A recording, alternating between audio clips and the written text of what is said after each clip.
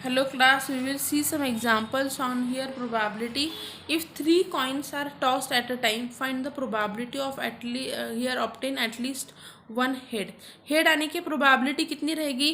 देखो हमने क्या किया है, 3 कॉइन टॉस्ट किए हैं एट अ टाइम, तो यहाँ पे क्या हो जाएगा कि हेड आने की प्रोबेबिलिटी हमें क्या करना है कि एटलीस्ट वन हेड, एक तो कम से कम एक हेड, तो हम क्या करेंगे कि हेड आने के लिए हम क्या करेंगे 1 minus all tail, all tail को माइनस किया तो मुझे क्या मिल जाएगा कि हेड आने की प्रोबेबिलिटी मिल जाएगी। ऑल टेल कौन सा रहता है, एक ही प्रोबेबिलिटी रहती है ना, उन्होंने एटलीस्ट वन कहा है, तो यहाँ पे क्या रहेगा, एक ही प्रोबेबिलिटी है कि सभी टी टी टी रहे, तो 1 माइनस इसे मैंने प्रोबेबिलिटी को ये किया 1 माइनस क्या हो जाएगा probability of T into probability of T into probability. एक टेल आने की प्रोबेबिलिटी कितनी है 1/2, एक टेल आने की प्रोबेबिलिटी कितनी है 1/2, तो 1 माइनस अगर मैंने इसे किया I will get the probability of getting what all head। Okay, so this is the way to calculate. यहाँ पे भी देखो उन्होंने और एक एग्जांपल हमें दिया गया है that in exam 2 problems were asked for 35% student solve the problem 1 and 15% student solve the problem 2। how many students who solve first problem will also solve the second problem। कितने रहेंगे यहाँ पे देखो प्रोबेबिलिटी निकालेंगे, फर्स्ट प्रॉब्लम को कितने लोगों ने सॉल्व किया है 35, तो मैं उसे परसेंट पॉइंट में लिखती हूँ। सेकंड प्रॉब्लम को फर्स्ट और कितने 50% लोगों ने 1 और 2 दोनों भी सॉल्व किया है, ऐसे 15 है, तो उन्होंने कहा है कि ऐसे कितने रहेंगे who solve the first problem will also solve the second. कितने लोग रहेंगे 1 एंड 2 को सॉल्व करने वाले, कितने probability of 2 bye conditional probability use करनी है, कितने हैं 1 एंड 2 को सॉल्व करने हैं 15 डिवाइडेड बाय ये 0.35 करेंगे, हमें क्या मिल जाएगी प्रोबेबिलिटी मिल जाएगी जिसने क्या किया है फर्स्ट प्रॉब्लम भी सॉल्व किया है एंड सेकंड भी सॉल्व किया है।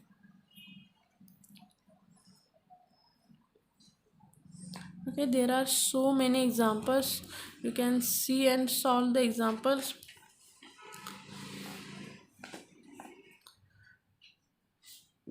in a school the third language has chosen between Hindi and French and student taken French, then what is the probability he take Hindi and the probability of taking Hindi। Hindi की probability उन्होंने दी है, हिंदी को अगर हमने ए को French लिखा और B को हिंदी लिखा तो हमें हिंदी की probability पता है 0.34, और उन्होंने क्या कहा है जिसने हिंदी फ्रेंच लिया है, देखो उन्होंने क्या किया एक को ही चूज़ करना है, दोनों नहीं चूज़ कर सकते, सो ए और बी में से क्या है 0 लोग हैं ऐसे कि जिन्होंने दोनों भी टिक लिए हैं, तो कितनी प्रोबेबिलिटी आएगी 0 प्रोबेबिलिटी आएगी ना, दोनों में से एक चूज़ करना है। नाउ नेक्स्ट एग्जांपल देखते हैं, बेस थ्योरम है। Bayes theorem state that the descriptive simple formula used to calculate the conditional probability। The theorem was named after the English mathematician Thomas Bayes। यहाँ पे what is the Bayes theorem then? Bayes theorem is if S is a sample space, और क्या हो गया है ना बहुत सारे mutually disjoint events are what we combine। okay, mutually disjoint events are combined and it named as the b1 b2 up to bn, and A is an event and bi are the all non-zero probabilities।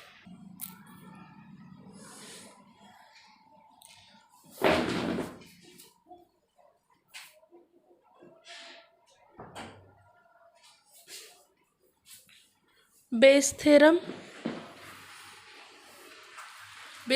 state that the sample space S is the union of mutually disjoint event। okay, so if k is an integer with I2, k lies in between I2 and यहाँ पे क्या रहेगा probability of, जैसे conditional probability है ना, conditional probability में उसने क्या किया एक ही लिया कि प्रोबेबिलिटी ऑफ b बाय ए लिया, यहाँ पे हम क्या करेंगे बहुत सारे इवेंट है, के नंबर्स ऑफ इवेंट है, बेज ने सबको एक साथ जोड़ लिया and we find out the probability of this an disjoint event. Okay, so example है, देखो कि मैंने क्या किया, ये अभी आपको ये समझ में आ जाएगी कि बेस थ्योरम हम एक्चुअल में कहाँ पे यूज़ करते हैं।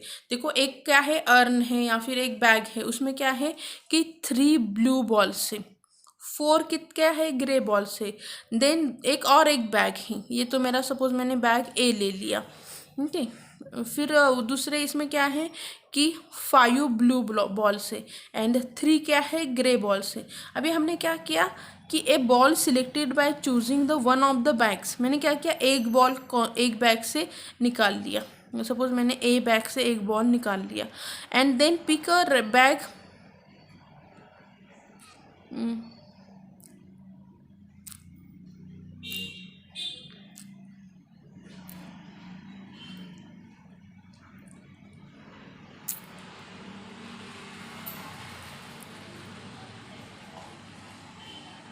मैंने क्या किया, एक बॉल निकाल लिया और यहाँ पे क्या रहेगा कि इसमें से सपोज कौन से भी एक बैग में से मैंने निकाला है, तो उन्होंने कहा है कि वो बॉल फर्स्ट बैग में से ही रहेगा, उसकी प्रोबेबिलिटी कितनी है। ओके, तो अभी हम क्या करेंगे, 2 बैग है मेरे पास, a event is chosen, ball is blue, हमें क्या दिया है कि ए क्या है कि ब्लू बॉल निकालने की प्रोबेबिलिटी है, इवेंट है। ओके, हम उसे ए से निकालते हैं। मैंने यहाँ पे ए और बी, यहाँ पे हम B1 लिखेंगे, यहाँ पे B2 लिखेंगे, और ए क्या है कि आया हुआ बॉल क्या है, event that ball is blue. Okay, example देखो हम कैसे सॉल्व करेंगे कि फिर क्या करो कि टोटल कितने बॉल है, फर्स्ट बैग में 7 है B1 में, और सेकंड में कितने बॉल है, यहाँ पे 5 + 3 मतलब टोटल 8 बॉल हैं।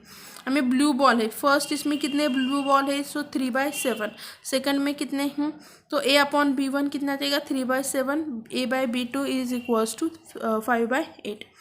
अभी क्या है, हमें दोनों में से हम इक्वली ले रहे हैं कि किसी में से एक, कितने बैग है, टोटल 2 है, कितने टाइम में बॉल निकाल रही हूँ, एक ही बार। ओके, तो उसकी प्रोबेबिलिटी कितनी हो गई, 1/2। B1 probability of B1 is equal to probability of B2 is equal to 1/2।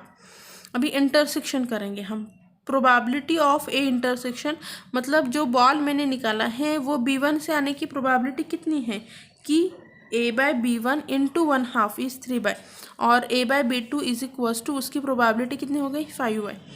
ऐसे कितने सेट से डिजॉइंट, 2 सेट से, राइट ना, तो दोनों का मैं एडिशन करूँगी, A इंटरसेक्शन B1 यूनियन यहाँ पे दोनों का, तो उसकी वैल्यू क्या आ जाती है, ये आ जाती है।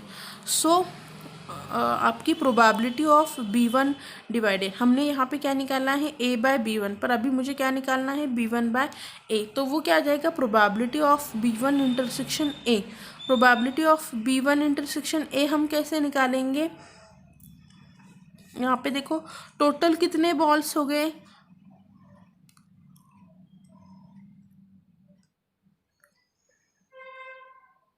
ये वाला आपका जो है, ये वाला A इंटरसेक्शन B1 वाला, वो वैल्यू यहाँ पे पुट कीजिए। प्रोबेबिलिटी ऑफ A हमने ऑलरेडी कैलकुलेट की है, probability of A is equals to this, and if we here divide this we get the probability of B1।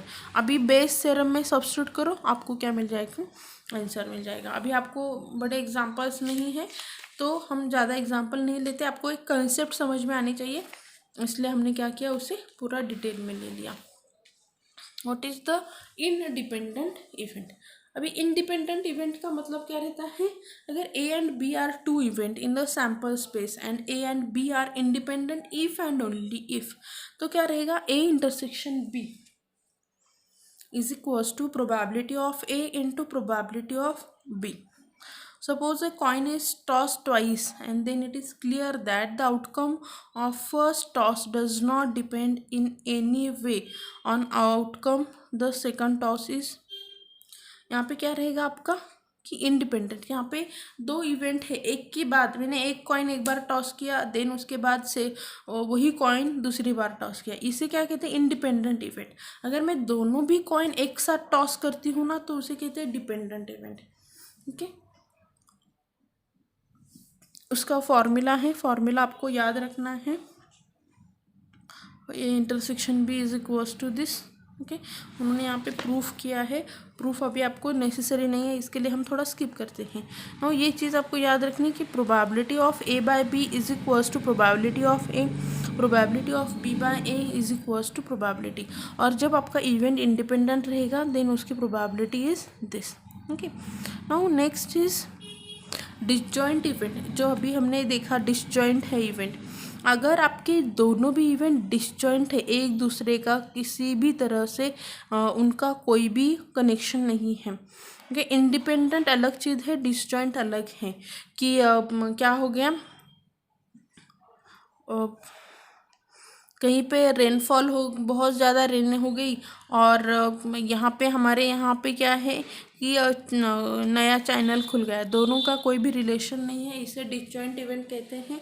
सो इनका intersection is not equals to P of A into P of B रहेगा। Okay, independent event क्या रहते हैं, they show that कि यहाँ पे A intersection B union A intersection B complement is equals to A intersection B intersection A intersection B complement is equals to 5। Statement को आपको दोनों के भी क्या करना है, याद रखना है, व्हाट इज द स्टेटमेंट।